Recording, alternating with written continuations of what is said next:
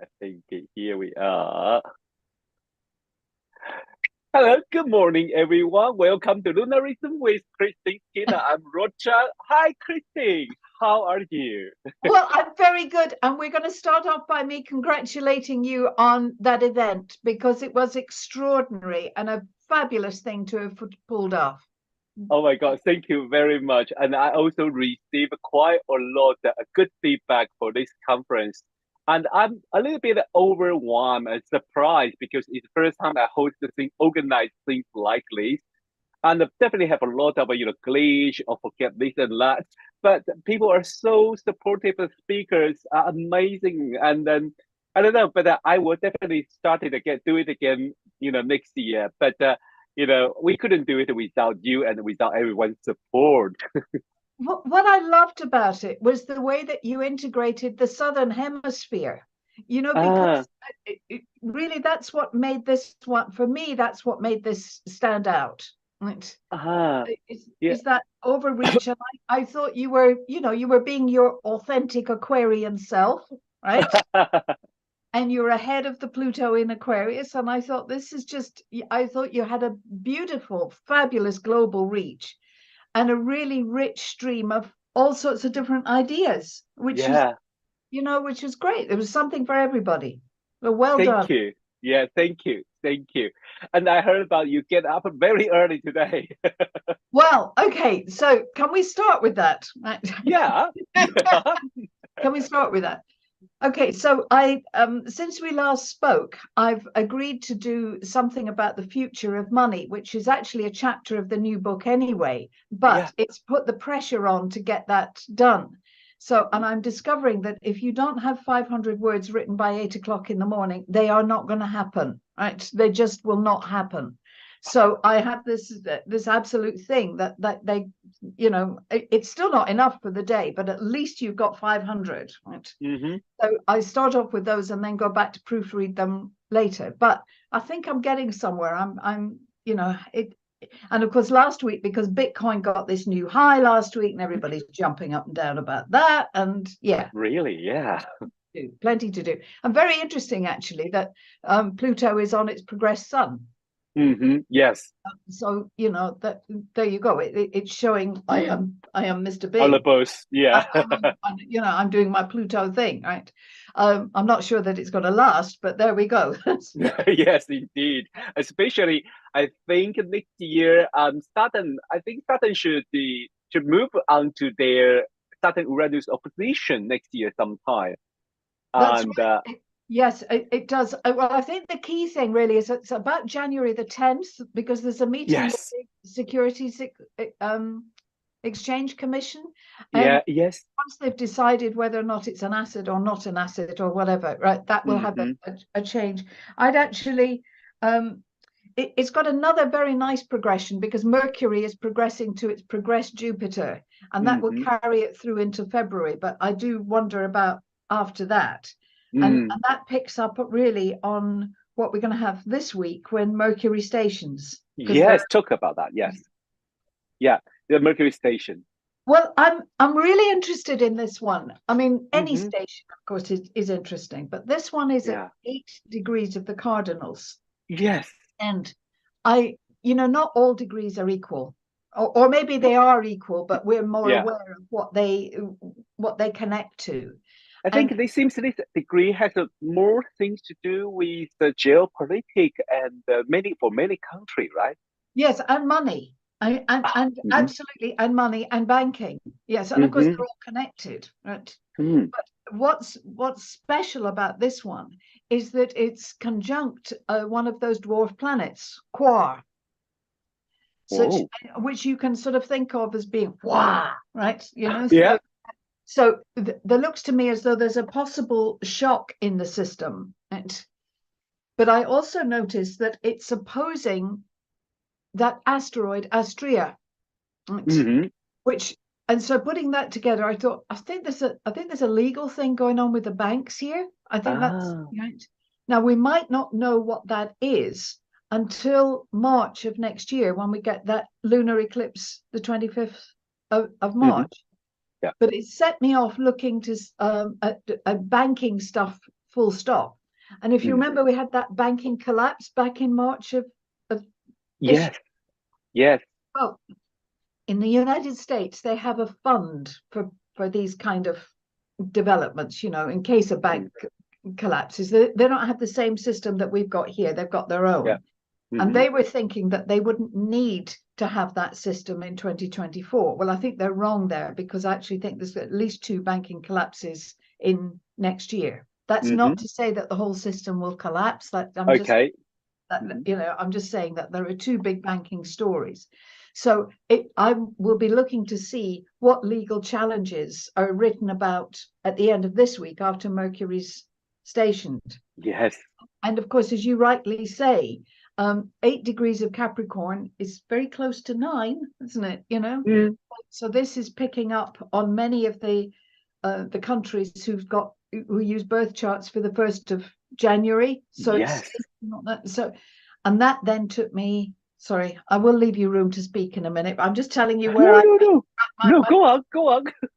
So my thinking has been I'm into too many countries, and when you've got too many of anything, you have to go to some kind of granddaddy chart to so I went off to the chart for the United Nations, and yes, I think that's, well, I'm really confident that the United Nations cannot exist in its present form in the next couple of years. I think it has to be reformatted. But the structure isn't right.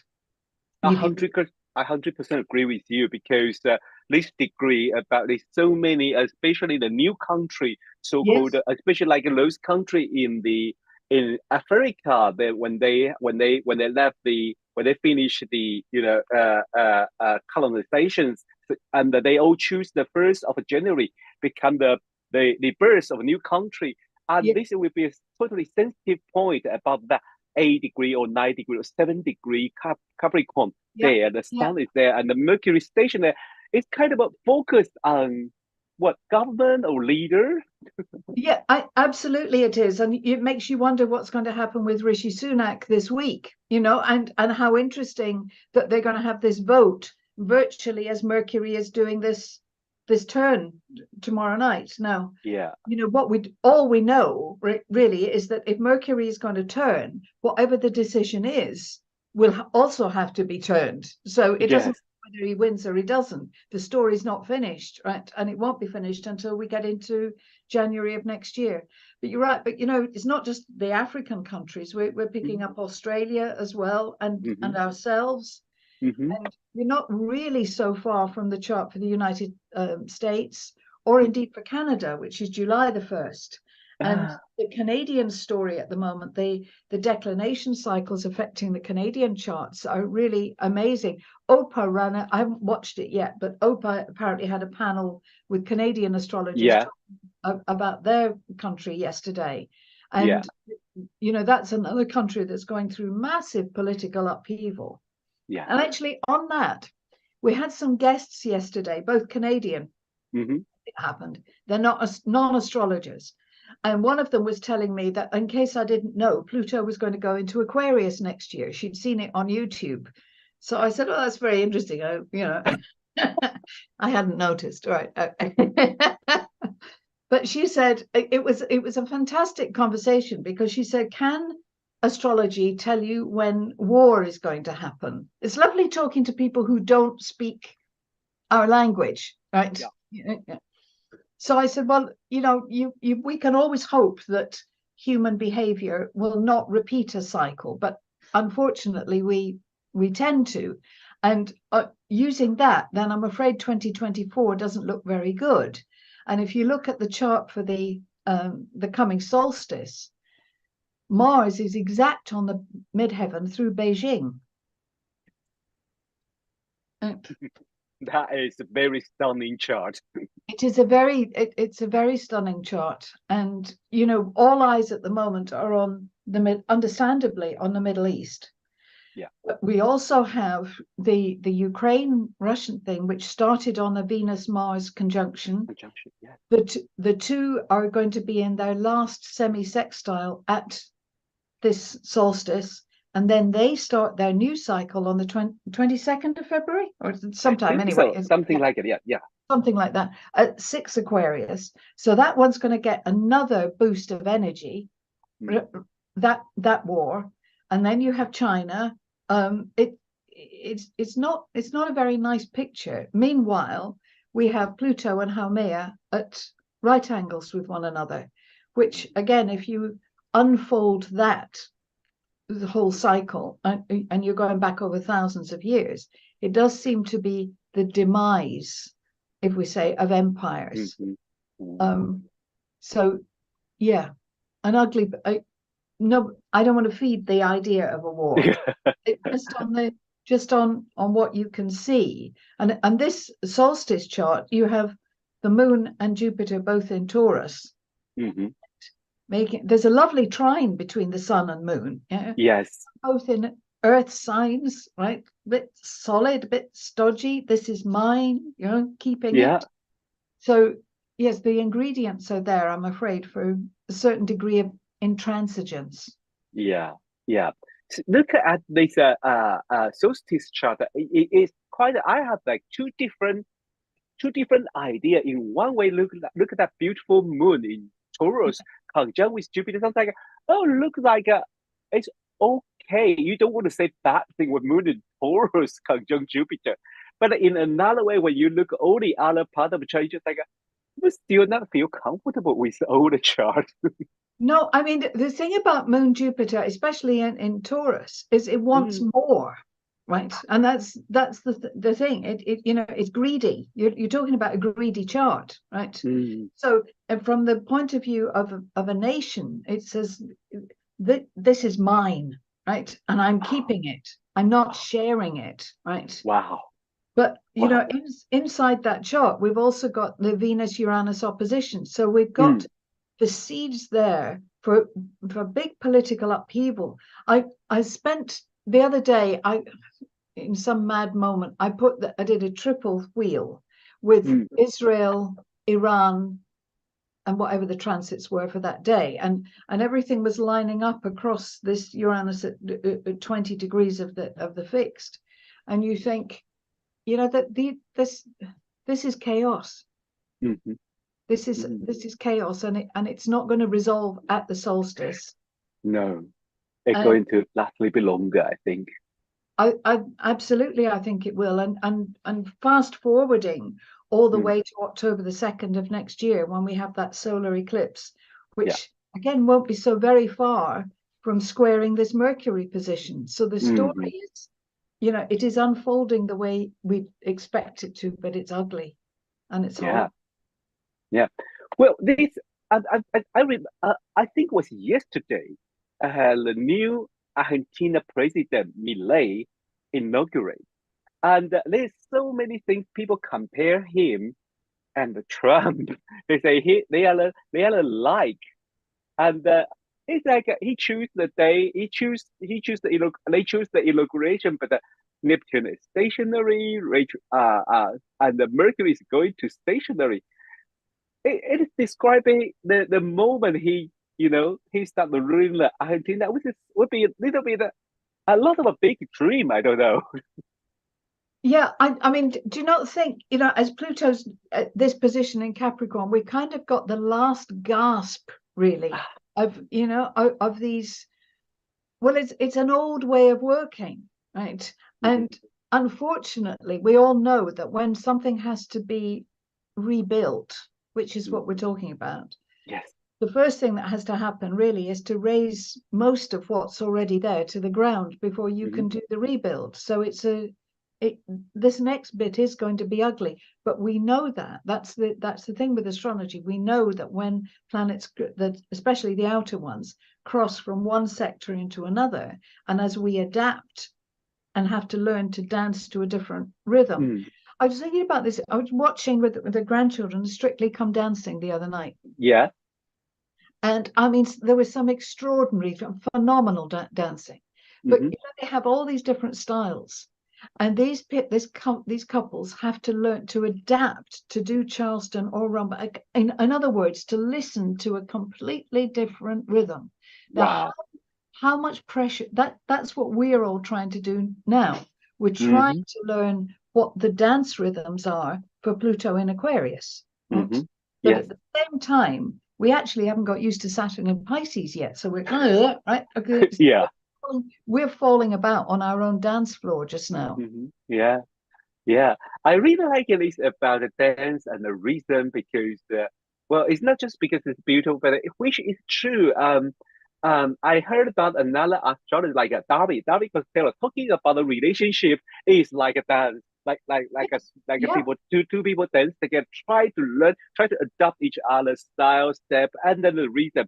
And then when you mentioned about the dance with the new rhythm, suddenly I totally understood that what we are now is yes, there's two different type of music playing, and And we we are know, I mean, we know we're going to be very good at this. By the time Uranus is in Gemini and trining the Pluto in Aquarius, we know we'll have got the dance steps, right? We will be, we'll be smooth with this. We'll be quick.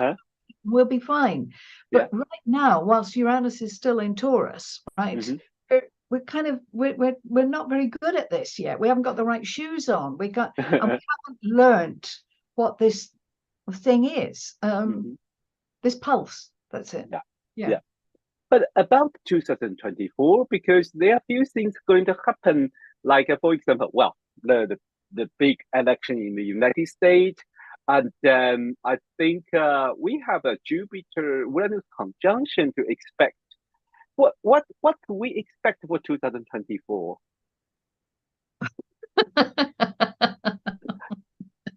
That's a huge question. I know. That's huge, huge, huge. I actually did a presentation on this the other week, which you can get through the website, right? I did Yeah, the financial thing for the whole of 2024. yeah, yeah, I actually want to take a positive spin on the year because I don't want to talk about war and what have you, yep, right? yep, yep. I actually think that Jupiter and Uranus, if we go all the way back, right, and we go back to man's first steps on the moon, which Okay. happened with Jupiter and Uranus on the world axis point, I think we're actually talking about us venturing into space, and possibly, on the negative side, I think Jupiter and Uranus in Taurus might mean that there's a land grab or a space grab, right, with China or somebody else saying the moon belongs to us. We put the That's flag. mine. That's mine, right? And how do we legislate against that?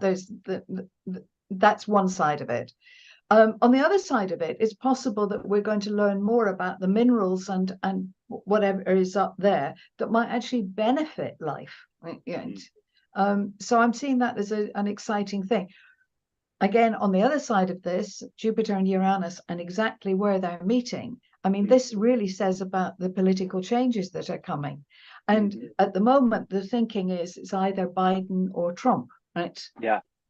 But I don't even want to play with those charts anymore because I'm absolutely convinced that we've got other people yet to appear on the scene. And they can't appear. We've got far too many planets retrograde. Yeah. Our friend Mercury now. So it's going to be, I think, February before we really can see what we're playing with. Okay. Yeah. Well, that is like I think this winter is kind of a still we started in Pisces, make us feel a little bit like we don't know what the rule we are playing at this moment. Things are keep changing. So, for example, like you say, the Biden and the Trump, and I think people are expecting is there anyone else? And there's a voice keep coming out or maybe a governor of Florida or another female. Yeah, Yes. I mean, speaking to this lady yesterday, talking about yeah, the mayhem in Canada, right? Or yeah, even our own mayhem here. yeah. The only thing astrologers can comfortably say, right, is we're watching the end, right? Yeah. Now, you can either spend all day and all night talking about how the end is going to be, or we could do what we're supposed to be good at, is to say, look, we can tune in, surely of anybody, we can choreograph and tune into the next bit of vibration, right? And start to look for where the positive is, right? Now, I'm not suggesting we go out and get a bunch of Aquarian leaders. I'm not suggesting that. what I'm suggesting is that we go and get, although actually maybe since you've just run that extraordinary event, maybe you should, right? But but what we need are people who are prepared to think differently and embrace the new technologies that are already gathering steam. Because the old system, we knew when we had that Saturn square Uranus, that's when it broke, right? It's broken. So now we have to think differently. I really like what you say about we can tune in and then do what we can do rather than like sitting there discuss about the end. That is so beautiful and so positive. Thank you, Christine. Yeah. Well, what I was trying to say on your event recently is that, you know, we're taught that we should live in the moment, and we should. Yeah. Right? But astrologers also have to live in the moment that's coming, right? Yeah. Yeah. About what that is by learning about what happened in the past, right? So we are cyclical. We're tuned into all of this, and actually, I think we have something profound and lovely to offer. Yeah. We don't have to talk about war. We don't have to feed that. That's not necessary, right? But we could actually feed the positive. Definitely, 100% agree with you. So, what are the upcoming events in on your side? Any like financial course or any webinars are Well, planning? okay. So here where we are now. I'm obviously, as my friend Jonathan Powell put it, I'm rearranging my life without Michael, right? And I'm just trying to pace myself well. So I've postponed the start of the financial course until at least March, just to give myself breathing space, right? Yeah. I am going to do events which I'll put into my financial universe full moon letter, right? Yeah. So I owe people 2 events. I want to do gold and silver, hopefully on the 17th of December. And I'm going to do the Astro Crypto event the first Sunday in January. I've forgotten the date. Or the 7th of January. 7th, yeah. Yeah. So I'm going to do the Astro Crypto one then. And then I'm going off for a bit whilst I just collect my thoughts, and then we'll move on. Yeah.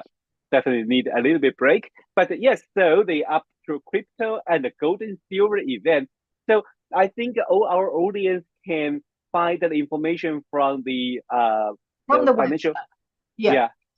And but most of the time, actually, I just put it into the newsletter. Okay. Yes. Yes.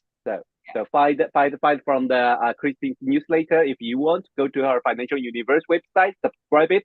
It's a really great newsletter. No need I say. I know everyone loves that newsletter. And so we also have Brian, our dear friend Brian, helped translate it into the Chinese version every month. He's like every time when he gets the newsletter, he's like working with Clark. You know, he's a Gemini. He moves so fast. Maybe he only need a half day and then he set it it's out. done. All right. Okay. He is crazy.